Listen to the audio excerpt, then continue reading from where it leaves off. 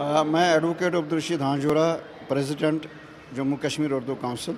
आज चूँकि हमने हंगामी प्रेस कॉन्फ्रेंस इसलिए बुलाई थी कि हमने उर्दू के हवाले से लेफ्टिनेंट गवर्नर से अपॉइंटमेंट मांगी थी, उर्दू के मामलात के जो मतलब डिस्कस करना था, लेकिन हमें अपॉइंटमेंट नहीं मिली। और इसी तरह हमने चीफ मिनिस्टर से भी अपॉइंटमेंट मांगी थी उर्दू ज़बान के तरवीज और तहफ़्फ़ुज़ के हवाले से, वहाँ से भी कोई रेस्पॉन्स नहीं मिला। तो इसलिए हमने आज यहाँ प्रेस क्लब में एक प्रेस कॉन्फ्रेंस मुनक़्क़द की।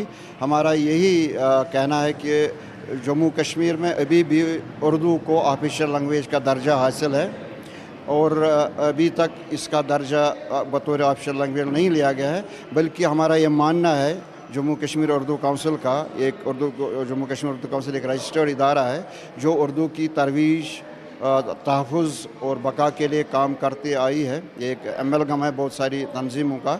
और हमारा ये मानना है कि चूँकि जम्मू कश्मीर और लद्दाख ये तीन खिते हैं, इन तीन खितों में राब्ते की ज़बान सिर्फ़ उर्दू ही है। अगर हम जम्मू में बिज़नेस करना चाहें, जम्मू के डोगरों के साथ बात करना चाहें, तो उर्दू वो समझते हैं, उर्दू वो जानते हैं, हम उनसे बात करेंगे, हमारा राब्ता उनसे उर्दू में ही रहेगा। इसी तरह वो जब श्रीनगर आएँ, कश्मीर में आएँ, तो उनका भी राब्ता उर्दू में ही रहेगा। इसी तरह लद्दाख में भी यही मामला है। तो हम कहते हैं कि उर्दू ने जो कंट्रीब्यूशन अभी तक किया है बरसगीर, सारे बरसगीर में और ख़ुसूसी तौर जम्मू कश्मीर में, उर्दू के हवाले से उसका जो काम है, उसका जो कंट्रीब्यूशन है, और उर्दू की यहाँ नस नस में बसी हुई है, तो इसको अपना मकाम दिया जाए जो इसका हक़ बनता है। और इसके ख़िलाफ़ कुछ तबक़ात अभी आ रहे हैं वो सामने, वो उसमें सियासत भी कर रहे हैं। पता नहीं वो उर्दू के लिए बायस्ड क्यों है, हालांकि उर्दू कोई मज़हबी जमात की कोई ज़बान नहीं है, किसी मज़हब की ज़बान नहीं है, बल्कि ये उर्दू जानने वाले लोगों की ज़बान है। उसमें हिंदू भी हैं, सिख भी है, ईसाई भी है, डोगरा भी है, लद्दाखी भी है, बौद्ध भी है, सब सारे शामिल हैं। तो हम चाहते हैं कि चूँकि हाल ही में एक नायब तहसीलदार के लिए इम्तिहान का नोटिफाई हुआ, वहाँ सिलेबस में उर्दू सब्जेक्ट को एक सब्जेक्ट रखा गया, उसको मैंडेटरी रखा गया। मैंडेटरी इसलिए रखा गया क्योंकि वहाँ ज़रूरत है।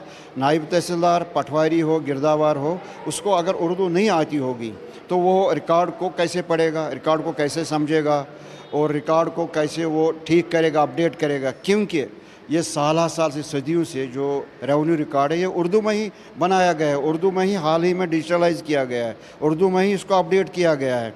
तो किस तरह इसको हम निकालेंगे इस रिकॉर्ड से? तो लिहाजा ज़रूरी है इन उम्मीदवारों को सिलेक्ट करने के लिए इनको उर्दू आनी है, इनको उर्दू की नॉलेज होनी चाहिए। तो कुछ लोग इसके ख़िलाफ़ आ जा रहे हैं कि नहीं, इस एग्ज़ाम से उर्दू को हटाइए।